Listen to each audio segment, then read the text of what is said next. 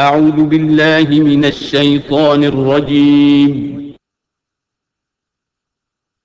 بسم الله الرحمن الرحيم.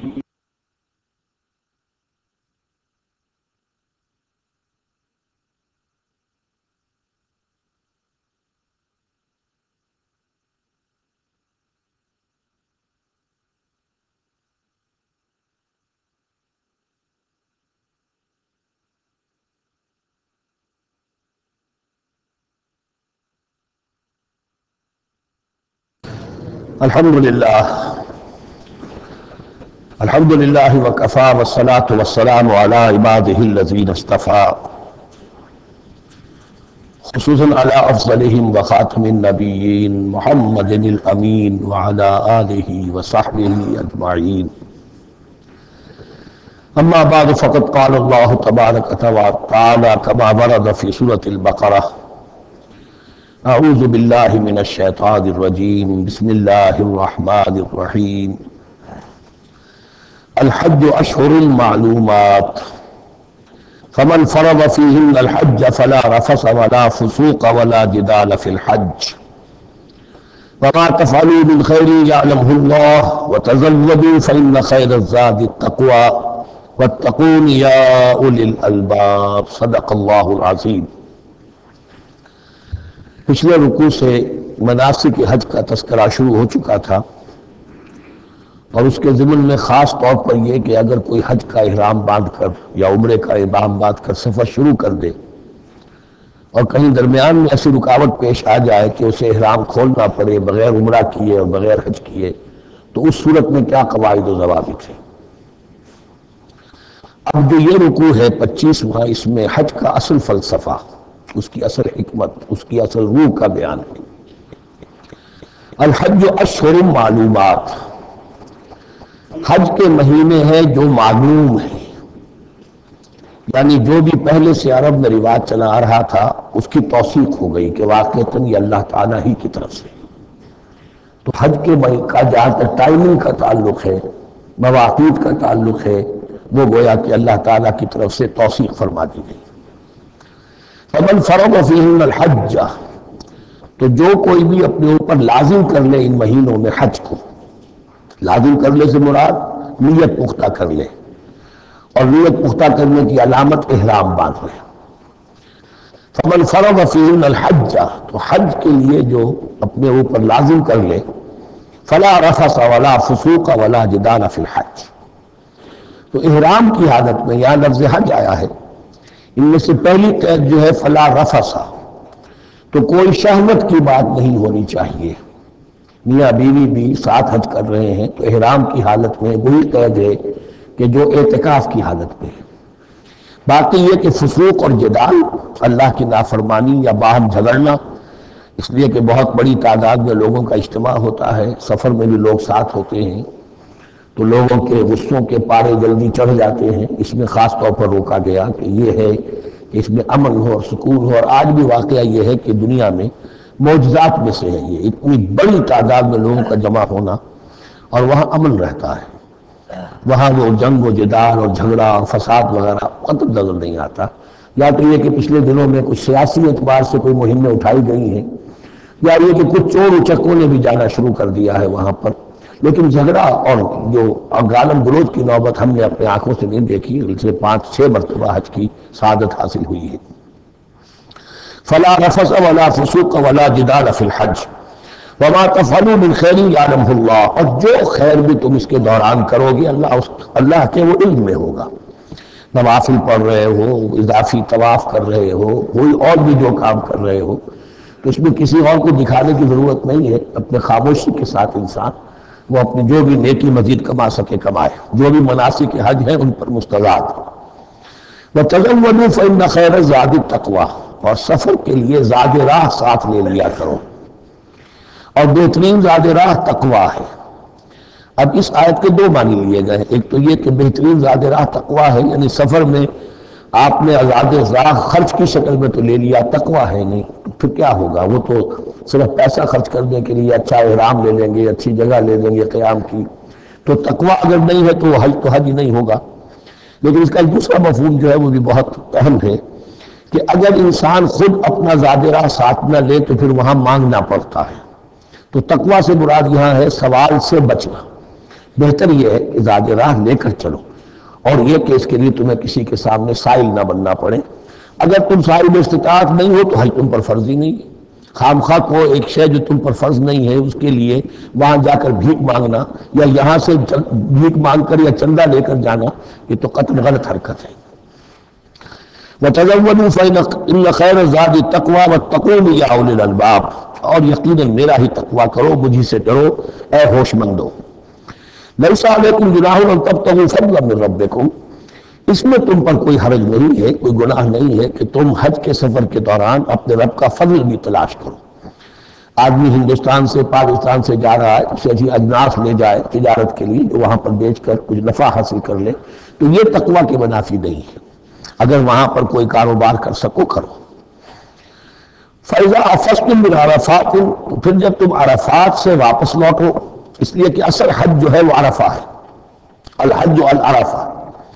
حج کے بقیہ تمام مناسک رہ جائیں، صرف عرفہ میں شمولیت ہو جائے، قیام عرفہ میں تو حج ہو گیا. باقی جو چیزیں رہ گئی ہیں اس کا جو بھی اس کا کفارہ ہے، اس کا جو دم دینا ہے وہ دے دیا جائے. لیکن عرفہ سے اگر آدمی رہ گیا عرفات کے قیام سے تو پھر حج نہیں ہوا. اب یہاں سے جب لوٹتے ہو تو فاذکروا اللہ عند المشعر الحرام. یہ ٹائم ٹیبل نوٹ کر لیجئے کہ اصل میں 8 کی شام کو مکے سے نکلتے ہیں 8 ذی الحج کو، اور رات منی میں گزارتے ہیں. پھر 9 کا دن ہے اصل یوم عرفہ، 9 ذی الحج. صبح کو نکلتے ہیں، قافلے چلتے ہیں، اور کہیں دوپہر تک، اور دوپہر سے بھی ہو سکتا ہے تاخیر ہو جائے، لیکن کوشش ہوتی ہے کہ ظہر سے پہلے پہنچ جایا جائے. لیکن ظہر اور عصر دونوں ملا کر پڑھ لی جائیں عرفات میں داخل ہونے سے پہلے. اس لیے جو مسجد ہے عرفات کے میدان سے ملحق وہ عرفے کے اندر شامل نہیں ہے، وہ اس کی حدود سے باہر ہے.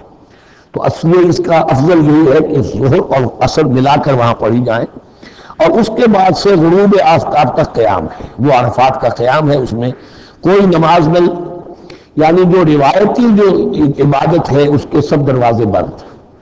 اب تو اگر دعا کی آپ کے اندر ایک روح پیدا ہو چکی ہے، اپنے رب سے ہم کلام ہو سکتے ہیں، اور آپ کو حلاوت مناجات حاصل ہو گئی ہے تو دعا مانگتے رہیے. بس یہی ہے دعا. قیام عرفہ جو ہے کھڑے ہو کر بیٹھے ہوئے جس طرح بھی ہو اللہ سے مناجات کرو، یا پھر یہ کہ اگر اس میں کبھی ہو جائے کسی وجہ سے تو آدمی تلاوت کرے، لیکن یہ کہ عام نماز نہیں.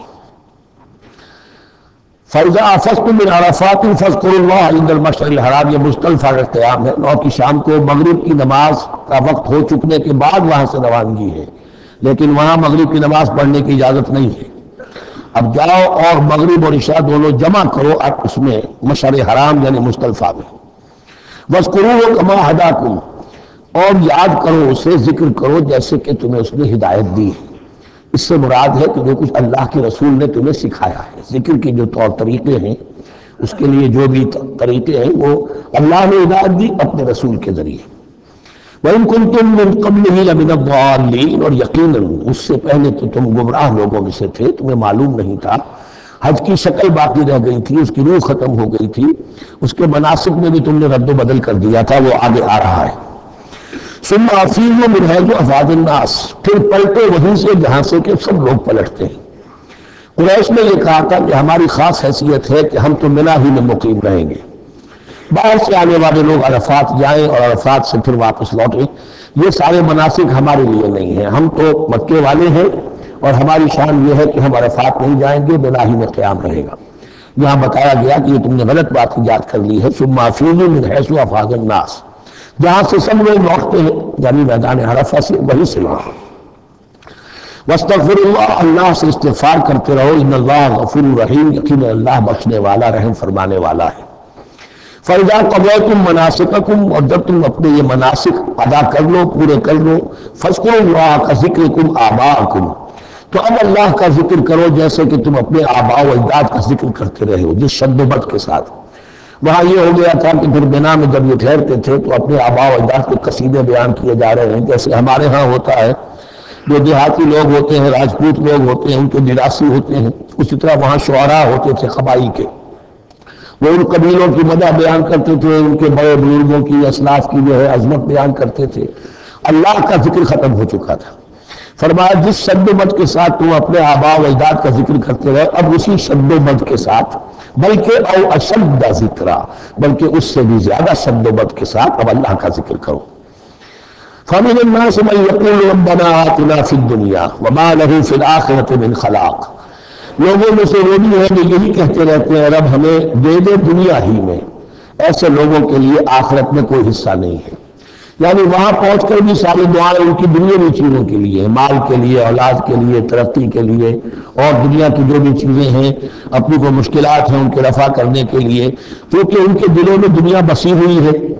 اشربوا فی قلوبہم الدنیا، ان کے دلوں میں جیسے بنی اسرائیل کے دلوں میں بچنے کا تقدس ملا دیا گیا تھا اور محبت، اسی طرح ہمارے دلوں میں دنیا کی محبت ہے، تو وہاں جا کر بھی دنیا ہی کی دعائیں ہیں۔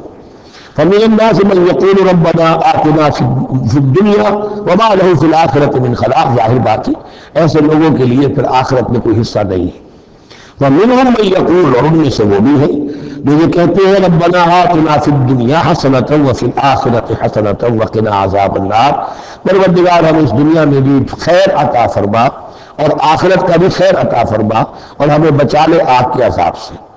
اب دنیا کا خیر جو ہے سب سے بڑا وہ ایمان ہے، ہدایت ہے۔ دنیا کا کوئی خیر نہیں ہے جب تک کہ اس کے ساتھ ہدایت اور ایمان نہ ہو۔ تو سب سے پہلے انسان ایمان طلب کرے، پھر اس کے ساتھ اللہ تعالیٰ دنیا میں کشادگی دے دے، رزق میں بھی کشائش دے دے تو ٹھیک ہے، کوئی بری بات نہیں، اچھی بات ہے۔ لیکن یہ کہ اصل شے کیا ہے؟ ایمان اور استقامت۔ اولئک لہم نصیب مما کسبوا، یہاں یہ لفظ بہت اہم ہے، ان کے لیے حصہ ہوگا اس میں سے جو انہوں نے کمایا۔ مگر یہ دعا کرنے سے یہ دعا جو ہے یہ کافی نہیں ہو جائے گی۔ اول تو یہ نوٹ کر دیجیے یہی وہ دعا ہے جو یعنی رکن یمانی سے لے کر جو بھی ہر چکر ہوتا ہے اس کا طواف کا، جو رکن یمانی سے لے کر حجر اسود تک کا جو دورہ ہے، اس میں یہ دعا مانگی جاتی ہے، ربنا آتنا فی الدنیا حسنۃ وفی الآخرۃ حسنۃ وقنا عذاب النار اولئک لہم نصیب مما کسبوا، ان کے لیے حصہ ہے اس میں سے جو انہوں نے کمایا۔ اچھا، اس میں سے جو انہوں نے کمایا، اس میں سے کہ انہیں تو سارا ملنا چاہیے، لیکن بندے کو ڈرتا رہنا چاہیے کہ ممکن ہے اس میں سے کسی مسئلے میں میری نیت میں کوئی فساد آ گیا ہو، ممکن ہے اس میں سے میرے کسی عمل کے اندر کوئی کمی رہ گئی ہو، کوئی کوتاہی رہ گئی ہو۔ اس لیے یہ نہ سمجھ لیں کہ جو بھی کچھ کیا ہے اس کا اجر لازماً ملے گا۔ مما کسبوا، جو انہوں نے کمایا ہے اس میں خلوص ہے، اس میں بے ریائی ہے، اس میں تمام جو بھی اس کے آداب اور شرائط ہیں ملحوظ رکھے گئے ہیں، تو ان کو اس کا حصہ ملے گا۔ واللہ سریع الحساب، اور اللہ تعالیٰ کو حساب چکانے میں دیر نہیں لگتی، بہت جلدی حساب کر لے گا۔ اب تو ہمارے سامنے نقشے موجود ہے، کمپیوٹر سے کتنی جلدی حساب ہو جاتا ہے، تو اللہ کے ہاں تو پتہ نہیں کیسا سپر کمپیوٹر ہوگا کہ اسے حساب نکالنے میں دیر بھی لگے گی۔ وَاذْكُرُوا اللَّهَ فِي أَيَّامٍ مَّعْدُودَاتٍ، اور ذکر کرو اللہ کا گنتی کے چند دنوں میں۔ یہ لفظ یہاں پر پھر آ گیا ہے اس بات کی وضاحت کے لیے جو میں نے عرض کیا تھا کہ ابتدائی جو حکم تھا روزے کا، ایام معدودات، وہ 3 دن کے روزے تھے، اس لیے کہ یہاں بھی معدودات کا لفظ آیا فی ایام معدودات، اور سب کو معلوم ہے یہ 3 دن ہیں، 11ویں 12ویں 13ویں تاریخ جو ہے ذی الحجہ کی، کہ پھر یوم نحر کے بعد 3 دن یہاں پر قیام ہے، مبیت ہے، تو وہ 3 دن ہے ایام معدودات۔ فمن تعجل فی یومین، تو جو کوئی 2 دن ہی میں جلدی سے واپس آ جائے فلا اثم علیہ، یعنی 3 دن پورے نہیں کرتا، 2 دن ہی میں واپسی اختیار کر لیتا تو کوئی گناہ اس پر نہیں ہے۔ ومن تاخر، اور جو پیچھے رہے یعنی 3 دن کی مقدار پوری کر لے فلا اثم علیہ لمن اتقی، تو اس پر بھی کوئی گناہ نہیں، لیکن شرط ہے تقوی۔ جو 2 دن میں چلا گیا تقوی تھا تو بھی اللہ تعالیٰ کے ہاں اس کا اجر محفوظ ہے۔ جو 3 دن رہا تقوی ہے، تیسرے دن اس نے کچھ اور حرکتیں شروع کر دی ہو، جی اٹھایا ہوا ہے اور طبیعت کے اندر جو ہے وہ ٹھہراؤ نہیں ہے، تو وہ تیسرا دن اس کے لیے کوئی خاص مفید نہیں ثابت ہوگا۔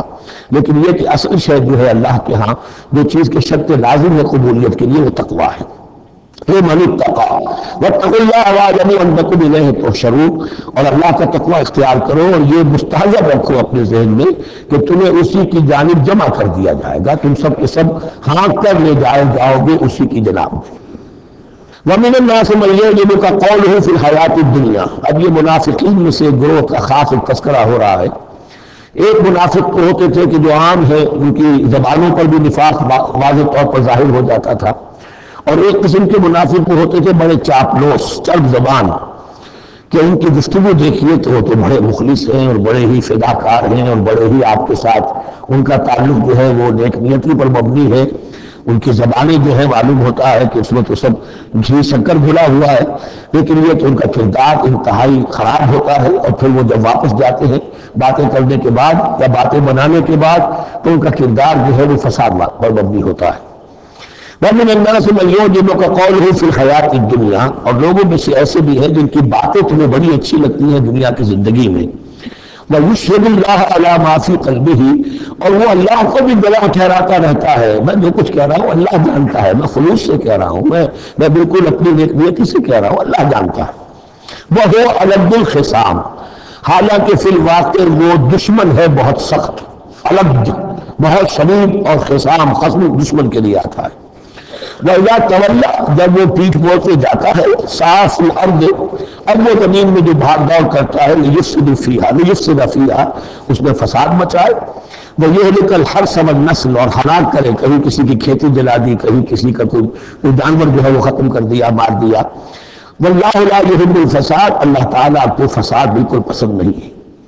وَإِذَا قِيلَ لَهُ اتَّقِ اللَّهَ، جب ایسے شخص سے کہا جاتا ہے کہ تو اللہ کا خوف کرو، اللہ سے ڈرو، تم باتیں ایسی کرتے ہو، عمل تمہارا یہ ہو رہا ہے، سوچو تو صحیح۔ اخذت العزت بالاسم، تو اس کو اپنی عزت نفس، جھوٹی عزت نفس گناہ پر اور جما دیتی ہے۔ ایک شخص وہ ہوتا ہے جس سے خطا ہو گئی، غلطی ہو گئی، اس نے اپنی خطا تسلیم کر لی تو اصلاح کر لے گا۔ ایک وہ ہے کہ جو کیسے مان لے میری غلطی ہے، اس کی جھوٹی انا جو ہے اور جو اس کی جھوٹی عزت نفس ہے جو اسے اور گناہ کے اوپر چپکا دیتی ہے، اخذت العزت بالاسم، اس کو اور اس پر ضابط کر دیتی ہے۔ فحسبہ جہنم، تو اس کے لیے تو اب کافی ہے جہنم ہی، وبئس المہاد، اور یقیناً وہ بہت برا ٹھکانہ ہے۔ روایات میں آتا ہے کہ یہ شخص خاص تھا اخنس ابن شریح، اس کا یہ کردار ہے، لیکن یہ کہ یہ تو یوں سمجھیے کہ شان نزول کے اعتبار سے یہ بات ٹھیک ہے، اور یہ کہ تعمیل خاص میں اس کو بھی سامنے رکھیں گے، لیکن یہ وہی ہے، کردار ہے، یہ کردار ہر جگہ آپ کو ملے گا۔ اصل میں کردار کو پہچاننا چاہیے اور اس کے حوالے سے اللہ تعالیٰ سے ہدایت طلب کرنی چاہیے کہ اس کردار سے اللہ تعالیٰ ہمیں اپنے حفظ ایمان میں رکھے۔ وَمِنَ النَّاسِ مَن يَشْرِي نَفْسَهُ ابْتِغَاءَ مَرْضَاتِ اللَّهِ، قرآن کا یہ عام اسلوب ہے کہ تقابل ضرور کرتا ہے، فوری تقابل۔ تو اس میں لوگوں میں سے وہ بھی ہے جو اپنے آپ کو بیچ دیتے ہیں اللہ کی رضا جوئی کے لیے، اپنا تن من دھن، ان صلاتی و نسکی و محیای و مماتی للہ رب العالمین۔ ومن الناس من یشری نفسہ ابتغاء مرضات اللہ واللہ رؤوف بالعباد، اور اللہ اپنے ایسے بندوں کے حق میں بہت شفیق ہے۔ ظاہر بات ہے جس نے یہ ارادہ کر لیا ہو، نیت کر لی ہو، کبھی ایسے شخص سے بھی کوئی کوتاہی ہو سکتی ہے، حالات ہو سکتے ہیں عارضی سے، کبھی جذبات میں آ کر کوئی غلط قدم اٹھ گیا، اللہ کو معاف فرمائے گا، بڑی شفقت کے ساتھ معاف فرمائے گا۔ طے کر لے انسان، ایک سیدھا راستہ یہ بن جائے، ان صلاتی و نسکی و محیای و مماتی للہ رب العالمین۔ تو پھر یہ ہے کہ کوئی تیز دوڑے گا، کوئی آہستہ چل سکے گا، مختلف صلاحیتوں کے لوگ ہوتے ہیں، اس میں فرق و تفاوت رہے گا، لیکن جس نے یہ عزم کر لیا ہے اللہ تعالیٰ ان کے حق میں بہت شفیق ہے۔ یا ایھا الذین آمنوا ادخلوا فی السلم کافہ، اے ایمان اسلام میں داخل ہو پورے کے پورے۔ یہ گویا کہ وہ بات اب کہی جا رہی ہے کہ جس کا ریورس یا کانورس ہم بنی اسرائیل کے ساتھ جو خطاب تھا اس میں پڑھ چکے ہیں۔ افتؤمنون ببعض الکتاب وتکفرون ببعض، کیا تم ہماری کتاب، ہمارے دین، ہماری شریعت کے ایک حصے کو مانتے ہو اور ایک کو رد کر دیتے ہو؟ فما جزاء من يفعل ذلك منكم الا خزي في الحياة الدنيا ويوم القيامة يردون الى اشد العذاب۔ تو جو کوئی بھی تم میں سے یہ روش اختیار کرے گا اس کی کوئی سزا اس کے سوا نہیں ہے کہ دنیا میں ذلت اور خاری ان پر مسلط کر دی جائے اور قیامت کے دن شدید ترین عذاب میں جھونک دیے۔ اس کو مثبت پیرائے میں مسلمانوں سے کہا جا رہا ہے یا ایھا الذین آمنوا ادخلوا فی السلم کافہ، ریزرویشنز کے ساتھ نہیں، ایکسیپشنز کے ساتھ نہیں۔ اللہ کی بندگی تو کرنی ہے، اس معاملے میں نہیں۔ اللہ کے حکم تو ماننا ہے لیکن یہ حکم نہیں میں مان سکتا، یہ ایک کی بھی نفی جو ہے وہ گویا کہ کل کی نفی ہو جائے گی۔ ادخلوا فی السلم کافہ، ٹیک اٹ اور لیو اٹ، یہ پیکج ڈیل ہے، اس میں جزوی بات نہیں ہو سکتی۔ ولا تتبعوا خطوات الشیطان، اور دیکھو شیطان کے قدموں کی پیروی نہ کرو، اس کے نشانات راہ جو ہیں، اس کے نشانات قدم جو ہیں ان کی پیروی نہ کرو. انہ لکم عدو مبین، وہ تو یقیناً تمہارا بڑا کھلا دشمن ہے. فإن زللتم من بعد ما جاءتكم البينات، پھر اگر تم پھسل گئے اس کے بعد بھی کہ تمہارے پاس یہ واضح تعلیمات آ چکی ہیں، فَاعْلَمُوا أَنَّ اللَّهَ عَزِيزٌ حَكِيمٌ، تو جان لو کہ اللہ تعالیٰ پھر زبردست ہے. اس میں دھمکی کا پہلو آ گیا کہ پھر اللہ کی جو ہے پکڑ سخت ہوگی. حکیم بھی ہے، اس کی پکڑ میں بھی حکمت ہے. اگر یہ پکڑ نہ ہو تو ظاہر بات ہے کہ پورا نظام جو ہے دین کا وہ پھر بالکل ایک بے منطقی. اگر اللہ کی طرف سے کسی گناہ پر پکڑ ہی نہیں ہے تو پھر یہ آزمائش کیا ہوئی؟ پھر جلاؤ صراط کا کیا سوال؟ پھر جنت اور دوزخ کا کیا معاملہ؟ هل ينظرون إلا أن يأتيهم الله في ظلل من الغمام والملائكة وقضي الأمر. ایک جو نفس انسان کو پٹی پڑھاتا ہے وہ تو یہ ہے کہ دین کا یہ حصہ تو آرام سے کرتے رہو، جو میٹھا وہ حق اور جو کڑوا ہے وہ ٹھو. دوسری پٹی یہ پڑھاتا ہے کہ ابھی ذرا یہ ٹھیک ہے کہ اللہ کا حکم ہے، یہ بھی حکم ہے، دین کا یہ بھی تقاضا ہے، ابھی ذرا ذمہ داریاں ہیں، ابھی ذرا بچوں کے معاملات ہیں، بچے برسر کار ہو جائیں، بچیوں کے ہاتھ پیلے ہو جائیں، میں ذرا ریٹائرمنٹ بھی لے لوں تو دل مکان بنا لوں، پھر میں اپنے آپ کو دین کے لیے پھر خالص کر لوں گا، دین کے لیے پھر میں وہی کام کروں گا. یہ سب سے بڑا دھوکہ ہے، وہ وقت کبھی نہیں آتا. اس لیے فرمایا کس شے کا انتظار کر رہے ہیں؟ هل ينظرون إلا أن يأتيهم الله في ظلل من الغمام، کہ اللہ تعالیٰ آ جائے بادلوں کے سائبانوں میں، والملائکۃ فرشتے آ جائیں، وقضی الامر، اور پھر فیصلے چکا دیا جائے گا. کیا معلوم کب وہ گھڑی آ جائے. یہ مہلت عمر تو اچانک ختم ہو سکتی ہے. میری دنیا کی قیامت بھی جب آئے گی اچانک آئے گی، اور ہر شخص کی ذاتی قیامت تو اس کے سر کے اوپر تلوار کی طرح لٹکی ہوئی ہے کہ من مات فقط قامت قیامت، جو مر گیا اس کی قیامت تو آ گئی. کیا تمہارے پاس گارنٹی ہے یہ سارے کام کرو گے تب تک زندہ رہو گے اور پھر بھی تمہارے جسم میں کوئی توانائی کوئی رمق باقی رہ جائے گی کہ دین کا کوئی کام کر سکو؟ تو جان لو تم کس چیز کا انتظار کر رہے ہو سکتا ہے اچانک اللہ کی طرف سے مہلت ختم ہو جائے. اسٹاپ رائٹنگ، 3 گھنٹے ہو گئے، بس اب جو لکھ لیا، اب آگے تمہارے پاس مہلت نہیں ہے. وَإِلَى اللَّهِ تُرْجَعُ الْأُمُورُ، اور یقیناً تمام معاملات اللہ ہی کی طرف لوٹا دیے جائیں گے. سَلْ بَنِي إِسْرَائِيلَ كَمْ آتَيْنَاهُم مِّنْ آیَةٍ بَيِّنَةٍ، اے مسلمانوں پوچھ لو بنی اسرائیل سے ہم نے انہیں کتنی روشن نشانیاں دی. یعنی دیکھو تم بھی کہیں انہیں ان کے راستے پر نہ چلنا، جیسا کہ حضور نے فرمایا تھا لَتَتَّبِعُنَّ سُنَنَ مَن قَبْلِكُمْ، تم لازماً پیروی کرو گے اور چلو گے انہیں کے نقوش پا پر. سل بنی اسرائیل کم آتیناہم من آیت بینہ ومن یبدل نعمت اللہ من بعد ما جاءت فإن اللہ شدید العقاب.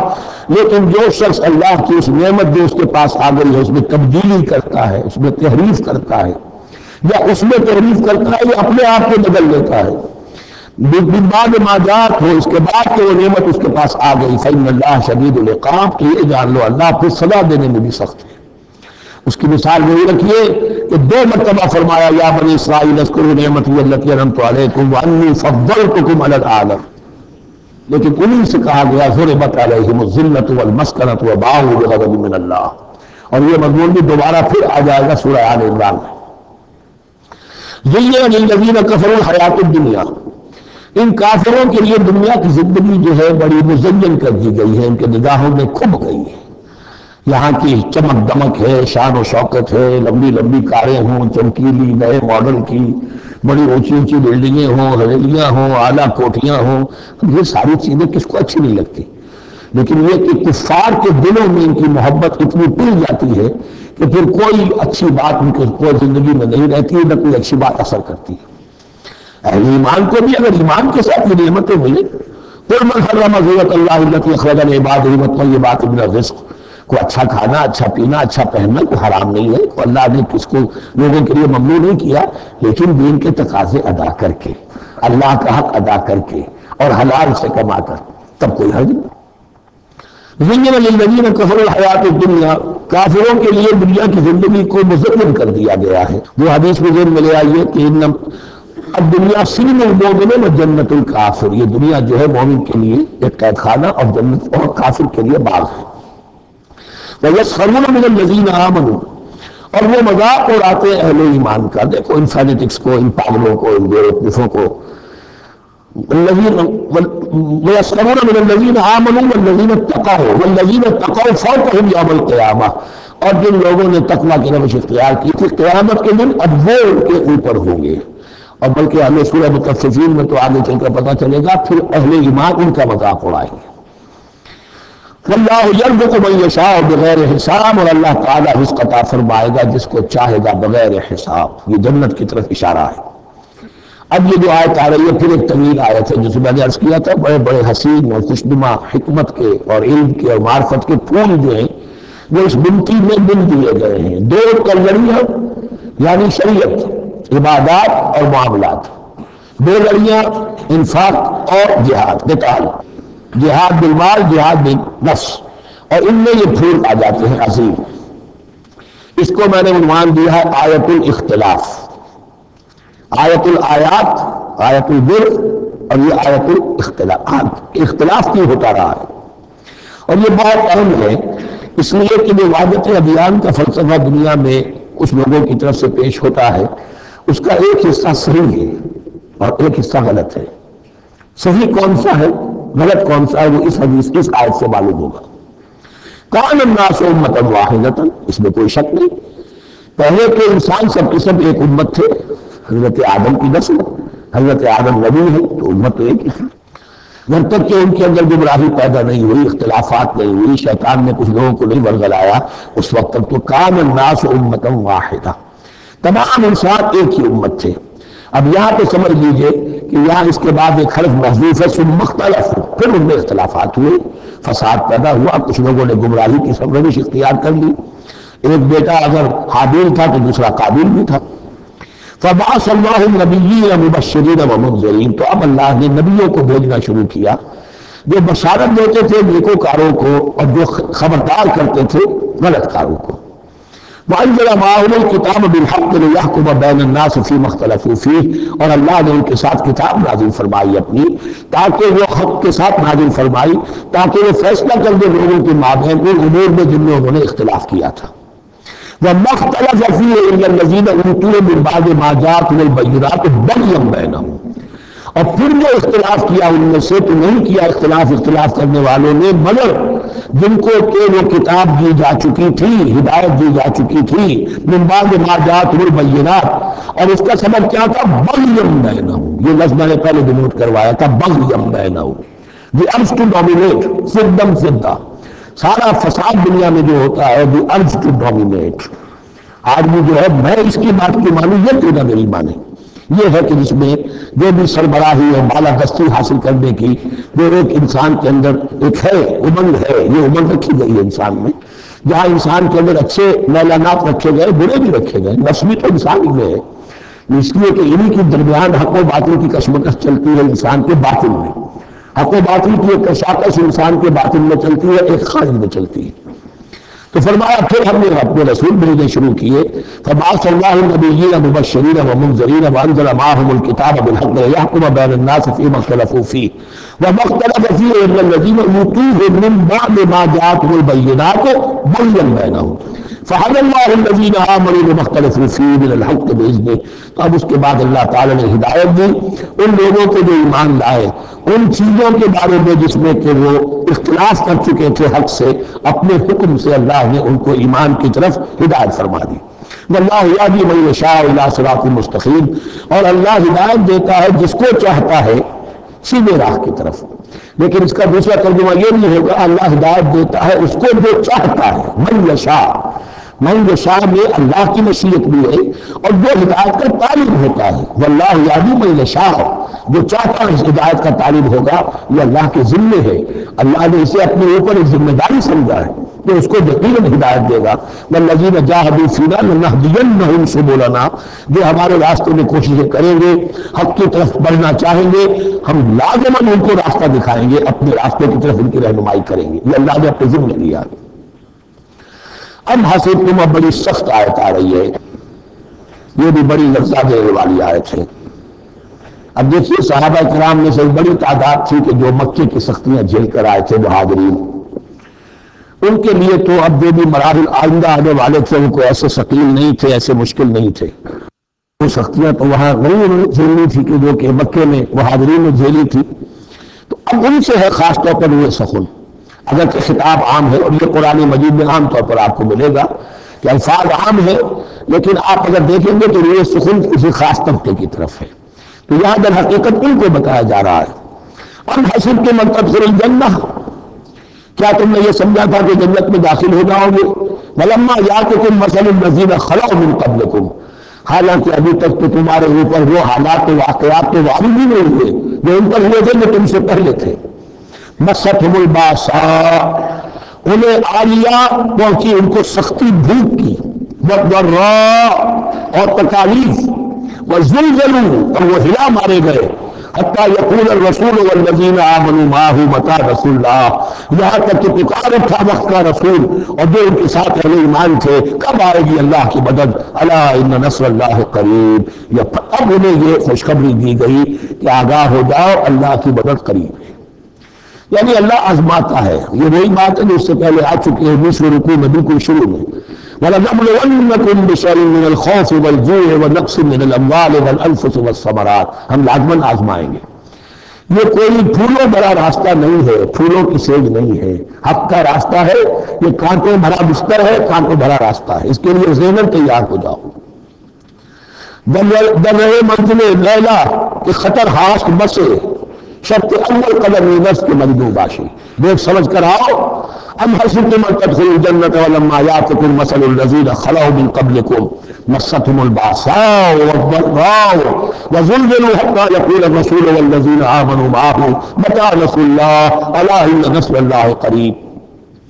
یہ آیت پھر مسلمانوں کو، صحابہ کرام کو سورہ صف میں یہ خوشخبری سنائی گئی جبکہ غزوہ احزاب واقع ہو چکا تھا اور شدید ترین امتحان سے محمد رسول اللہ اور ان کے صحابہ گزر چکے تھے کامیابی کے ساتھ، تب انہیں خوشخبری دی گئی ہے۔ سورہ صف اس وقت نازل ہوئی ہے، وَأُخْرَىٰ تُحِبُّونَهَا نَصْرٌ مِّنَ اللَّهِ وَفَتْحٌ قَرِيبٌ، اب تمہارے لیے وہ خوشخبری ہے، اے نبی بشر المومنین، اپنے اہل ایمان ساتھیوں کو بشارت دے دیجئے کہ اب وہ وقت آ گیا ہے کہ اللہ کی نصرت کے دروازے کھلتے چلے جائیں گے۔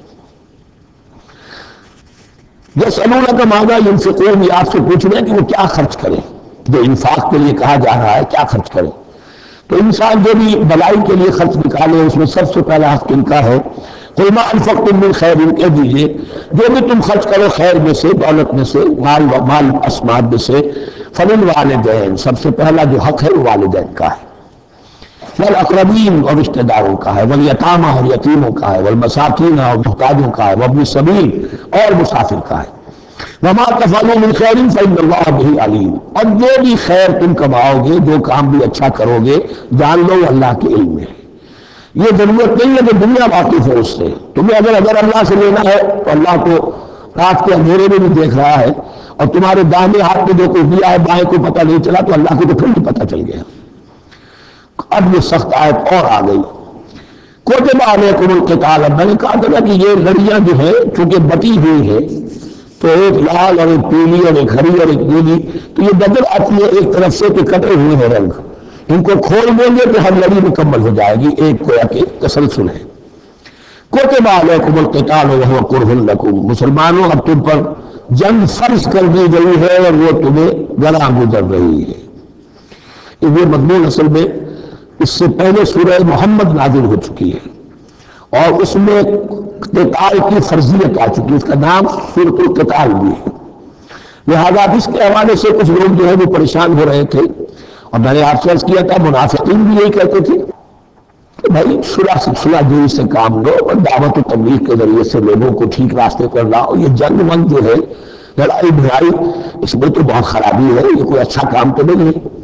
اب یہاں یہ ہے کہ فرض کیا جا رہا ہے اللہ کی راہ میں جنگ کرنا، تو اس حوالے سے کہا جا رہا ہے کہ اس میں جہاں منافقین کہتے تھے جن مسلمانوں کا ایمان قدر کمزور تھا وہ منافق تو نہیں تھے، لیکن یہ کہ ایمان اتنا پختہ نہیں تھا، ابھی تازہ ایمان لائے تھے، مدینے کے اندر ابھی وہ ایمان لائے ہیں، ان کی تربیت کی برائی ابھی گزری نہیں، تو ان میں سے بھی بعض لوگوں کے دلوں میں اب انقباض پیدا ہو رہا تھا۔ کتب علیکم القتال وہو کرہ لکم، تم پر اب دیکھیں کتبہ کا لفظ آ گیا ہے، کتب علیکم الصیام، کتب علیکم القصاص فی القتل، کتب علیکم اذا حضر احدکم الموت ان ترک خیرا الوصیہ، وصیت کا حکم آیا کتبہ، روزے کا حکم آیا کتبہ، اسی طریقے سے فرضیت قتال ہے۔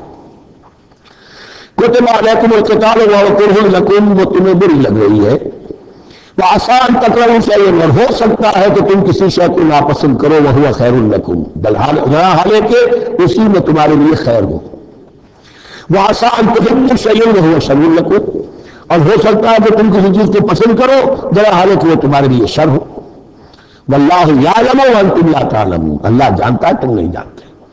تم اپنی عقل پر ایمان نہ رکھو، تم اللہ کی وحی پر ایمان رکھو، تم اللہ کے رسول پر ایمان رکھو۔ جس وقت کے لیے جو حکم موجود تھا اس وقت میں حکم تھا، کفو ایدیکم، 14 برس تک تمہیں قتال سے منع کیا گیا، اور اب فرض ہو رہا ہے قتال، اب تمہارے لیے لازم وقت کا جو ہے امر الحال کو پہچانو۔ اللہ تعالی واللہ یعلم وانتم لا تعلمون، یسألونک عن الشہر الحرام قتال فیہ، اب جب جنگ کا حکم شروع ہو گیا تو اب یہ پوچھتے تھے کہ یہ جو مہینے حرمت والے ہیں، حج کا ہے، عمرے کا ہے، تو اس میں جنگ کرنا کیسا ہے؟ اس لیے کہ سیرت میں یہ واقعہ آتا ہے، وقت نہیں تفصیل سے میں بیان کر سکوں، کہ نخلا کی وادی میں ایک مقابلہ ایسا پیش آ گیا تھا کہ وہ رجب کا مہینے کا بھی دن تھا، اور اس میں ہی کوئی قتال ہو گیا، مسلمانوں کے ہاتھوں ہوا یا مسلمانوں کے اوپر ایسی سچویشن ہو گئی کہ انہیں مجبوراً وہ کام کرنا پڑا۔ اس پر شور اٹھا دیا، دیکھو ان لوگوں کا کیا حال ہے، بنے پھرتے اللہ والے، رسول والے، دین والے، آخرت والے، اور ان کا حال یہ ہے کہ یہ حرمت والے مہینے کو انہوں نے بٹا لگا دیا، اس میں جنگ کی ہے۔ یہ اصل میں ان حضرات کی طرف سے گویا کہ اللہ تعالیٰ اپنے ان مومن بندوں کی طرف سے خود صفائی پیش کر رہے ہیں۔ یہ سنونک عن الشہر الحرام قتال فیہ، پوچھتے ہیں آپ سے حرمت والے مہینوں میں قتال کا حکم، قل قتال فیہ کبیر، کہ جی ہاں حرمت والے مہینے میں جنگ کرنا بہت بڑی بات ہے، یعنی بہت بڑا گناہ ہے، لیکن وَصَدٌّ عَنْ سَبِيلِ اللَّهِ وَكُفْرٌ بِهِ وَالْمَسْجِدِ الْحَرَامِ وَإِخْرَاجُ عَلَيْهِ مِنْهُ أَكْبَرُ عِندَ اللَّهِ، یہ بھی تو دیکھو کہ جن لوگوں نے وہ جرم کیے ہیں کہ جنہوں نے اللہ کے راستے سے روک دیا، اللہ کا کفر کیا، مسجد حرام کے راستے روک دیے مسلمانوں کے لیے، اب یہ نہیں جا سکتے، بیت اللہ میں عبادت نہیں کر سکتے، اخراج اہلہ منہ، اس میں سے لوگوں کو نکلنے پہ مجبور کر دیا مکے کے مسلمانوں کو، اکبر عند اللہ، گناہ تو وہ بھی ہے لیکن یہ کبھی بڑا گناہ ہے اللہ کے نزدیک۔ تو سینس آف پروپورشن ہونا چاہیے کہ کس چیز کے مقابلے میں کس شے کی برائی ہے۔ والفتنۃ اکبر من القتل، یہ پہلے بھی آ چکا ہے، والفتنۃ اشد من القتل، اب آیا والفتنۃ اکبر من القتل۔ فتنہ ہر وہ کیفیت ہے جس میں صاحب ایمان کے لیے ایمان پر قائم رہنا اور اسلام پر عمل کرنا مشکل ہو جائے۔ آج کا پورا معاشرہ فتنہ ہے، اسلام پر عمل کرنا مشکل ہے، بدمعاشی کے راستے کھلے ہوئے ہیں، حرام خوری کے راستے کھلے ہوئے ہیں، حلال اپنے حلال دانتوں پسینہ آئے تو شاید نصیب ہو، شادی کے نکاح کے راستے بند کیے ہوئے ہیں، یہ شرطیں ہیں اور یہ شرطیں ہیں اور یہ شرطیں ہیں اور یہ ہے اور یہ چیزیں لازمی ہیں، اور زنا کے راستے کھلے جائیے۔ جس معاشرے کے اندر جب غلبہ باطل کا ہوگا حق پر چلنا ممکن نہیں رہے گا، وہ جو باطل کا غلبہ ہے وہ سب سے بڑا فتنہ ہے۔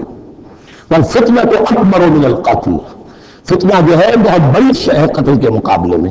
ولا یزالون یقاتلونکم حتی یردوکم عن دینکم ان استطاعوا، اور سن لو یہ لوگ تم سے جنگ کرتے رہیں گے یہاں تک کہ لوٹا دیں تمہیں اپنے دین سے، اگر وہ کر سکتے ہوں، وہ تو تلے ہوئے ہیں اس پر کہ تمہیں لوٹا کر لے جائیں گے اپنے دین سے۔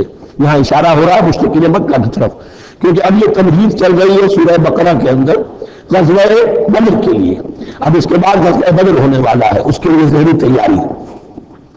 ولا یزالون یقاتلونکم حتی یردوکم عن دینکم ان استطاعوا، وہ تو اپنی کوشش کرتے رہیں گے کہ تمہیں تمہارے دین سے پھرا کر لوٹا کر واپس لے جائیں اگر ان میں طاقت ہے۔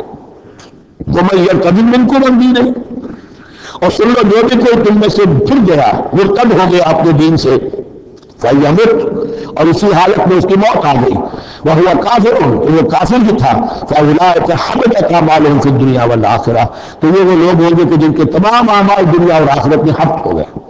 پہلے کتنی ہی نیکیاں کی ہوئی تھی، کتنی ہی نمازیں پڑھی ہوئی تھی، کتنا ہی جو ہے انفاق کیا تھا، صدقات دیے تھے، کچھ بھی کیا، سب کا سب زیرو ہو جائے۔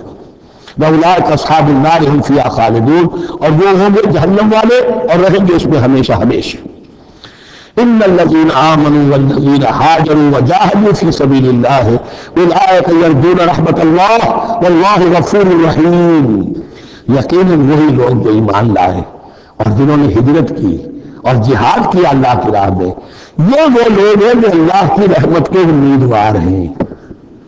بڑا لطیف طنز ہے ان پر، جا رہے ہیں حرام کے راستے پر، اللہ رحمت فرمائے گا، اللہ رحمت نہیں فرماتا، اللہ کی رحمت کا مستحق بننا پڑتا ہے۔ اللہ کی رحمت کا مستحق وہی ہے، ان الذین آمنوا والذین ہاجروا وجاہدوا فی سبیل اللہ اولئک یرجون رحمت اللہ۔ وہ امیدوار ہیں اللہ کی رحمت کے، وہ امید کرے تو ان کی امید بجا ہے۔ واللہ غفور الرحیم، اور یقیناً اللہ تعالیٰ غفور الرحیم ہے۔ یسألونک عن الخمر والمیسر، اب دیکھیے یہاں سے شریعت کا جو بلو پرنٹ اب تیار ہونا شروع ہوا، کچھ احکام پہلے آ چکے اور کچھ احکام اب آ رہے ہیں، تو بیچ بیچ میں یہ لڑیاں جو ہے کٹی ہوئی ہیں۔ یہ آپ سے پوچھ رہے ہیں نبی صلی اللہ علیہ وسلم شراب اور جوئے کے بارے میں، قل فیہما اسم کبیر، اے نبی ان سے کہہ دیجئے کہ ان دونوں کے اندر بہت بڑے گناہ کی پہلو ہے، ومنافع للناس، اور لوگوں کے لیے کوئی منفعتیں بھی ہیں، واسمہما اکبر من نفعہما، اور ان کا جو گناہ کا پہلو ہے وہ نفع کے پہلو سے بڑا ہے، بس یعنی اشارہ کر دیا کہ چھوڑ دو اس کو، اب تمہاری عقل سلیم کے حوالے معاملہ ہے، حقیقت تم پر کھول دی گئی، یہ ابتدائی حکم ہے لیکن حکم کے پیرائی میں نہیں، بس یہ ہے کہ کچھ فائدے بھی ہیں، وہ تو ہے میسے غرض بشاط ہے کچھ روسیہ کو ایک بولا بے خودی مجھے دن رات چاہیے، اور میں کدے کی راہ سے ہو کر گزر گیا ورنہ سفر حیات کا بے حد طویل تھا۔ یہ حکمت سمجھ لیجئے کہ جو میں اور میسر میں کیا چیز مشترک ہے کہ دونوں کو جمع کیا گیا۔ شراب میں بھی انسان حقائق سے اپنے آپ کو منقطع کرتا ہے اور محنت سے جی چراتا ہے۔ don't want to see the facts، مواجہہ کرنے کو تیار نہیں، فیس کرنے کو تیار نہیں ہے bitter facts of life کو، تو میں ایک گولا بے خودی مجھے دن رات چاہیے۔ اور جو ابھی محنت کی نفی ہے، چانس داؤ لگاؤ، ایک ہے محنت سے ایک آدمی کما رہا ہے، مشقت کر رہا ہے، کھوکھا ہے یا کوئی چھابڑی لے کے جا رہا ہے یا کچھ اور کا گوڑی چلا رہا ہے، وہ اپنی کوئی کمائی کر رہا ہے، اور ایک یہ داؤ لگاؤ، داؤ سے کمانا، چانس پر کمانا، یہ بھی محنت کی نفی ہے۔ تو یہ دونوں کے اندر اصل میں علت ایک ہی ہے۔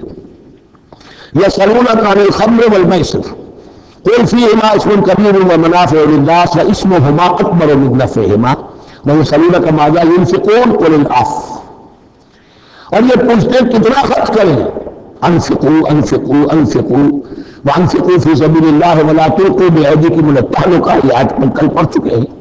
اپنے آپ کو اپنے ہاتھوں ہلاکت میں نہ ڈھوکو، کتنا خرچ کرے، کچھ ہمیں مقدار بھی بتا دی جائے۔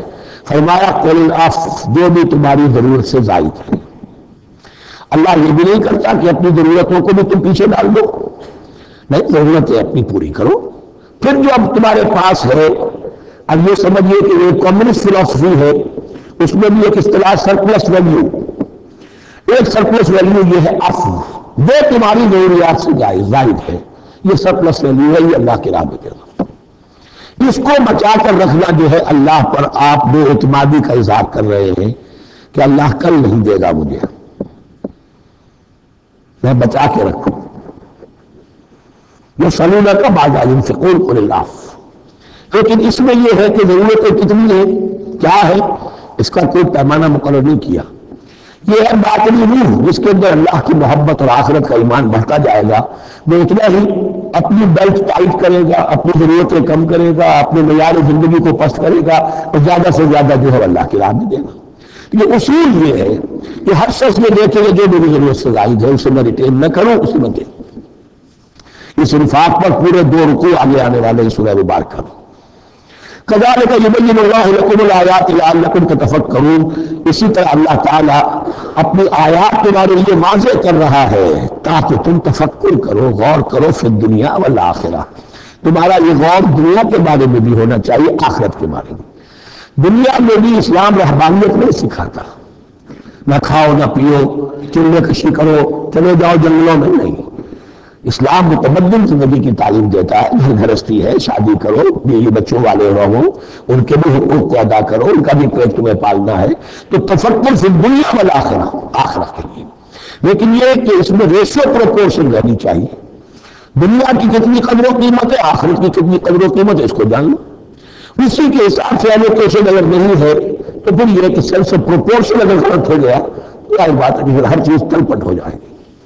ایک دوا کے نسخے میں کوئی چیز زائد تھی، کوئی کم تھی، آپ نے جو کم تھی اسے زیادہ کر دیا، جو زائد تھی کم کر دیا، تو اب ہو سکتا ہے کہ یہ نسخہ شفا نہ رہے، نسخہ ہلاکت بن جائے. وہ سمولہ کامل یتامہ، اور یہ آپ سے پوچھ رہے یتیموں کے بارے میں، قل اصلاح لہم خیر، اے نبی ان سے کہہ دیجیے ان کے لیے ان کی مصلحت کو پیش نظر رکھنا یہ ہے کہ وہ بہتر ہے، نیکی ہے، بھلائی ہے. اصل میں سورہ بنی اسرائیل کی آیت میں ہے، وہ لوگوں کے سامنے تھی، وَلَا تَقْرَبُوا مَالَ الْيَتِيمِ إِلَّا بِالَّتِي أَحْسَنُ، مال یتیم کے قریب تک نہ بھٹکو، یعنی گڑبڑ کر لو گے اپنے اموال میں. اس میں سے یہ کہ ہو سکتا ہے کہ تمہارا ان کا کوئی مال تمہارے پیٹ میں چلا جائے، ہاں مشترک ہے، اب اس میں ظاہر بات ہے یتیم نے بھی کھانا ہے، تم نے بھی کھانا ہے، اچھی اچھی روٹیاں تم نے کھا لی ہے، اور یتیم کے لیے جو ہے خرچہ تو پورا ڈال دیا، لیکن یہ کہ اس کے لیے بیچارے کے لیے چیزیں چھوڑ دی. تو یہ چیز روکنے کے لیے کہا گیا تھا مکی صورتوں میں وَلَا تَقْرَبُوا مَالَ الْيَتِيمِ إِلَّا بِالَّتِي أَحْسَنُ. اب صحابہ کے لیے تو یہ چیزیں ایسی تھیں کہ اشارہ ذرا سا ہو گیا اور انہوں نے اس پر عمل کیا، انہوں نے ہڈیاں علیحدہ کر دی تاکہ ان کا خرچہ بالکل علیحدہ رہے. اب اس میں تکلیف ہو رہی تھی، ایک گھر کے اندر ایک یتیم ہے، اس کا خرچہ اس کے مال میں سے نکالا جا رہا ہے. فرمایا کہ یہ مقصد نہیں تھا، مقصد یہ تھا کہ تم ان کے مال ہڑپ نہ کر جاؤ. قل اصلاح لہم خیر، قل اصلاح لہم خیر، ان کے لیے اصلاح کرنا بھلائی کا ہے. وَإِن تُخَالِطُوهُمْ فَإِخْوَانُكُمْ، اگر تم اپنے ساتھ ان کو ملائے رکھو تو تمہارے بھائی ہیں. وَاللَّهُ يَعْلَمُ الْمُفْسِدَ مِنَ الْمُصْلِحِ، اللہ جانتا ہے مفسد کو بھی مصلح کو بھی. وہ جانتا ہے کہ یہ آدمی گڑبڑ کر رہا ہے، یہ ہڈیاں علیحدہ کر کے بھی گڑبڑ کر سکتا ہے، اور یہ وہ شخص ہے جو ہڈیاں مشترک کر کے حق پر رہ سکتا ہے. وَلَوْ شَاءَ اللَّهُ لَأَعْنَتَكُمْ، اگر اللہ چاہتا تو تمہیں سختی میں ڈالے ہی رکھتا، تم پر مشقت جو ہے یہ کیے رکھتا. ان اللہ عزیز الحکیم، یقیناً اللہ زبردست ہے، حکمت والا ہے. ایک طرف وہ سختی بھی کرتا ہے، زبردست ہے، لیکن وہ اس کے ہر حکم کے اندر حکمت بھی ہے، اور جہاں حکمت نرمی کی متقاضی ہوتی ہے وہاں وہ رعایت بھی دیتا ہے. وَلَا تَنكِحُوا الْمُشْرِكَاتِ حَتَّىٰ يُؤْمِنَّ، اور مشرک عورتوں سے نکاح نہ کرو جب تک کہ وہ ایمان نہ لے آئیں. وَلَأَمَةٌ مُؤْمِنَةٌ خَيْرٌ مِّن مُشْرِكَةٍ وَلَوْ أَعْجَبَتْكُمْ، ایک مومنہ خواہ وہ لونی ہو وہ بہتر ہے ایک مشرکہ سے خواہ وہ آزاد عورت ہو. وَلَوْ أَعْجَبَتْكُمْ، اور مزید یہ کہ وہ تمہیں اچھی بھی لگتی ہو. وَلَا تُنكِحُوا الْمُشْرِكِينَ، اور نہ اپنی عورتوں کا نکاح کرو، نکاح میں دو اپنی عورتوں کو، اپنی بیٹیوں کو مشرکوں کے، حتیٰ یؤمنوا، جب تک کہ وہ ایمان نہ لے آئیں. وَلَعَبْدٌ مُّؤْمِنٌ خَيْرٌ مِّن مُشْرِكٍ وَلَوْ أَعْجَبَكُمْ، مسلمان اگر غلام ہے تو وہ بھی بہتر سمجھو مشرک سے جو آزاد ہے اور یہ تمہیں پسند بھی ہے، مالدار بھی ہے یا اور بھی ہے، اس کے اندر دوسرے پہلو بھی ہے. اولئک یدعون الی النار، دیکھو وہ جو ہے وہ پکار رہے ہیں، آپ کی طرف بلا رہے ہیں، تمہیں بھی لے جائیں گے، تمہاری اولاد کو بھی لے جائیں گے. واللہ یدعو الی الجنۃ والمغفرۃ بإذنہ، اللہ تمہیں بلا رہا ہے جنت کی طرف اور مغفرت کی طرف اپنے حکم سے.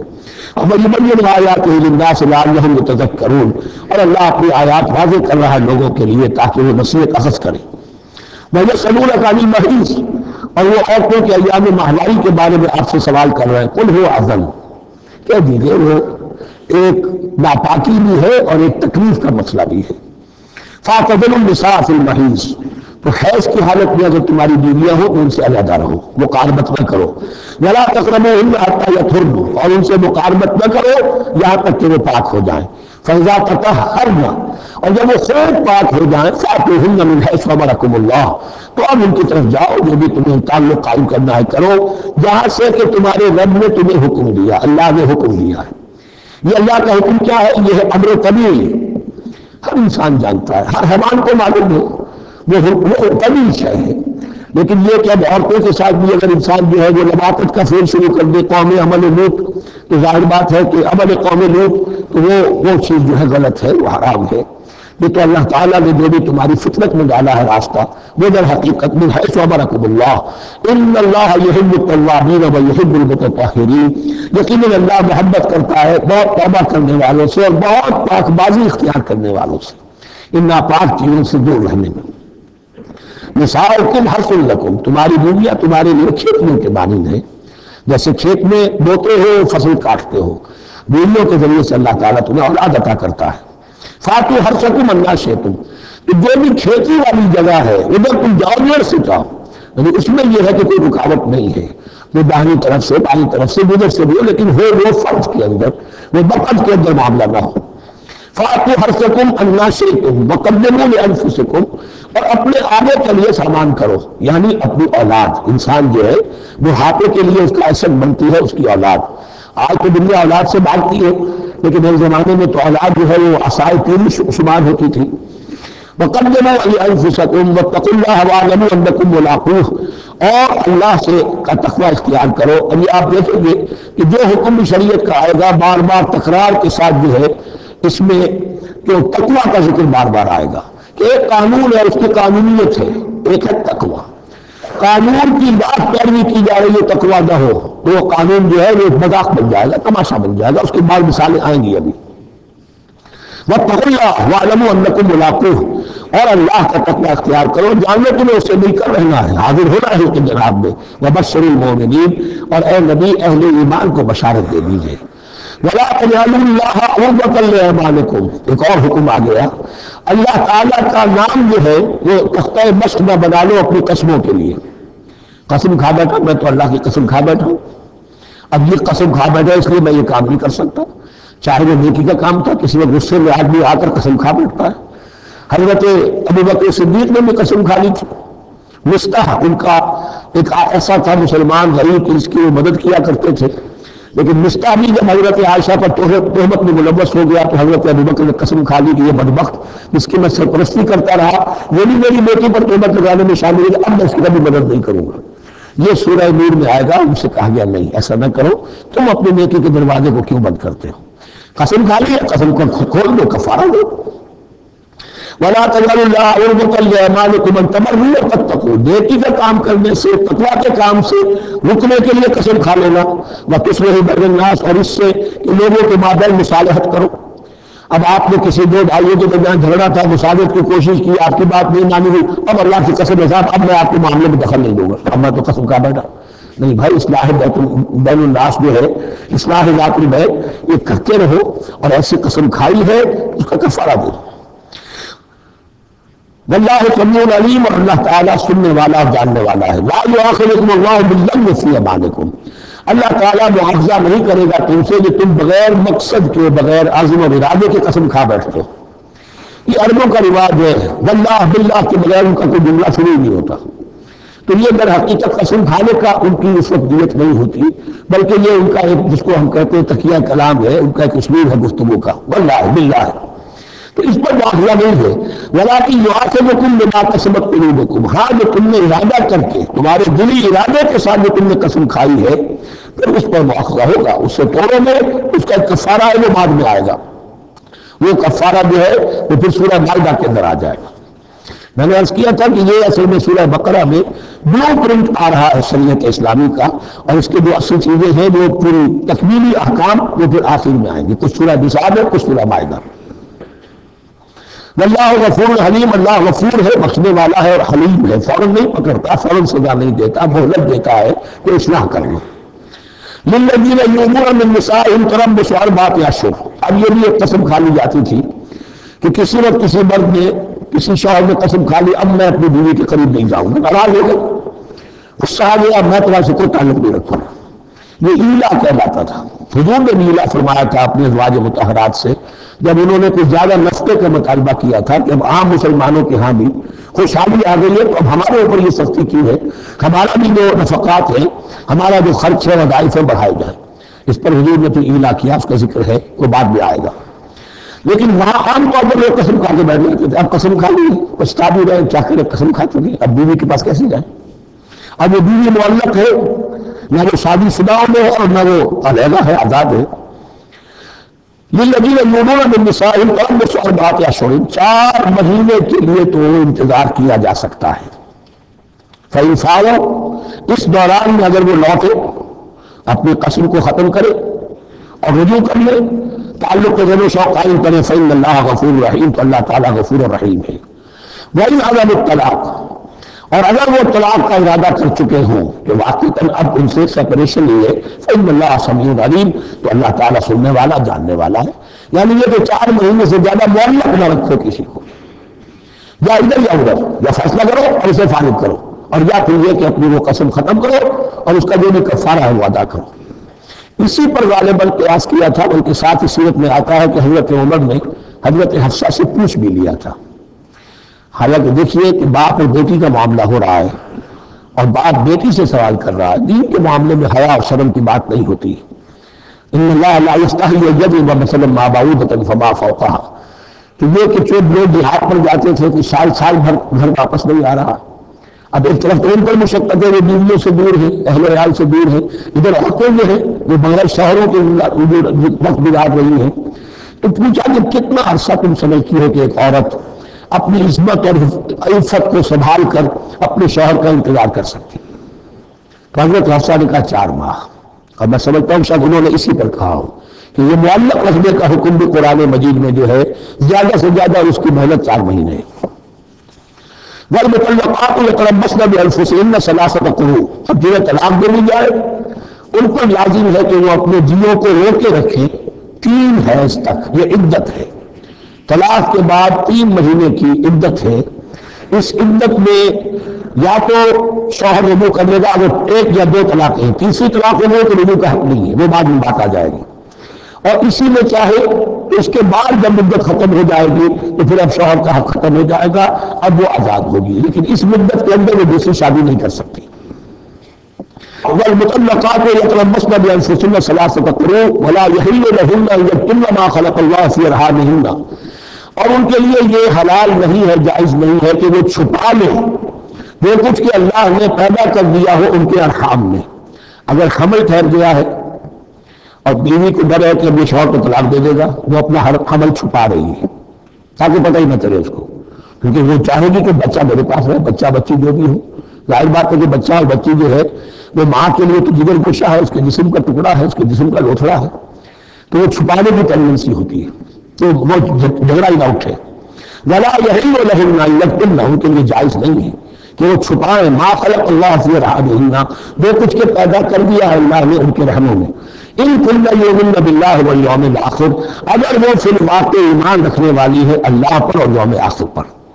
وَبَوَولَتُهُنَّ أَحَقُّ بِرَدِّهِنَّ فِي ذَلِكَ إِنْ أَرَادُوا إِصْلَاحًا، اور یہ جو عدت کی مدت ہے اس میں ان کے شوہروں کو حق حاصل ہے، زیادہ حقدار ہے کہ انہیں لوٹا لیں، اسے رجعت کہتے ہیں، رجوع کیا جا سکتا ہے عدت کے اندر لیکن تیسری طلاق کے بعد نہیں، پہلی طلاق دوسری طلاق، اس کے بعد دونوں میں جو عدت ہوگی اس میں رجوع کر سکتا ہے شوہر، اس کا اختیار ہے، بیوی کو نہ کہنے کا اختیار نہیں ہے کہ اب تم طلاق دے چکے ہو، اب میں تمہاری بات ماننے کو تیار نہیں ہوں، اس کا اسے حق نہیں ہے، اسے پھر وہ مرد کا جو حق ہے وَمَوْلَتُهُنَّ أَحَقُّ بِرَدِّهِنَّ، وہ زیادہ حقدار ہے کہ انہیں لوٹا لے، فی ذَلِكَ اس مدت کے اندر ان ارادوا اصلاحا، اگر وہ واقعتاً اصلاح ہی چاہتے ہیں۔ وَلَهُنَّ مِثْلُ الَّذِي عَلَيْهِنَّ بِالْمَعْرُوفِ، اور ان کے لیے حقوق ہیں جو کہ مناسبت سے ہے ان کی ذمہ داریوں کے، وَلِلرِّجَالِ عَلَيْهِنَّ دَرَجَةٌ، اور مردوں کو ان پر ایک درجہ فوقیت کا، ایک درجہ فضیلت کا، ایک درجہ حقوق کا حاصل ہے۔ واللہ عزیز الحکیم، اور اللہ تعالیٰ زبردست ہے اور حکمت والا ہے۔ یہ آیت اصل میں اس زمانے میں بہت مسنٹرپریٹ ہوئی ہے اور بعض مترجمین نے بھی ترجمہ غلط کیا ہے، یعنی اس کا یہ ترجمہ کردہ لہنہ مثل الذی علیہنہ، ان کے بھی حقوق مردوں پر ویسے ہی ہیں جیسے مردوں کے حقوق ہیں ان پر، تو یہ تو مساوات ہو گئی، اور مساوات جو اسلامی شریعت میں مرد اور عورت کے درمیان، شوہر اور بیوی کے درمیان نہیں ہے۔ مراد کیا ہے؟ لام اور علا کا جو استعمال ہوتا عربی میں، لام کسی کے حق کے لیے اور علا کسی کی ذمہ داری کے لیے۔ لہن ان کے لیے حقوق ہیں، مثل الذی علیہن جیسے کہ ان پر ذمہ داریاں ہیں۔ اللہ تعالیٰ نے جیسے ذمہ داری مرد پر ڈالی ہے ویسے حقوق اس کو دیے ہیں، جیسی ذمہ داری عورت پر ڈالی ہے اس کی مناسبت سے کورسپونڈنگ پروپورشنل جو ہے اس کو بھی حق دے دیے ہیں، اور اس بات کو کھول دیا مساوات کہاں سے آئے گی جب کہہ دیا وَلِلرِّجَالِ عَلَيْهِنَّ دَرَجَةٌ، اور مردوں کو ان پر ایک درجہ حاصل ہے، فوقیت کا درجہ حاصل ہے۔ واللہ عزیز الحکیم۔ اب یہ تمہیں پسند ہو تب بھی اور ناپسند ہو تب بھی، اللہ تعالیٰ عزیز ہے، حکیم ہے، وہ سب کچھ جاننے والا ہے، اور وہ زبردست ہے، جو چاہے حکم دے، اور حکیم ہے، حکمت والا ہے، اس کا حکم حکمت پر مبنی ہے۔ بارک اللہ لی و لکم فی القرآن العظیم ونفعنی وإیاکم بالآیات والذکر الحکیم۔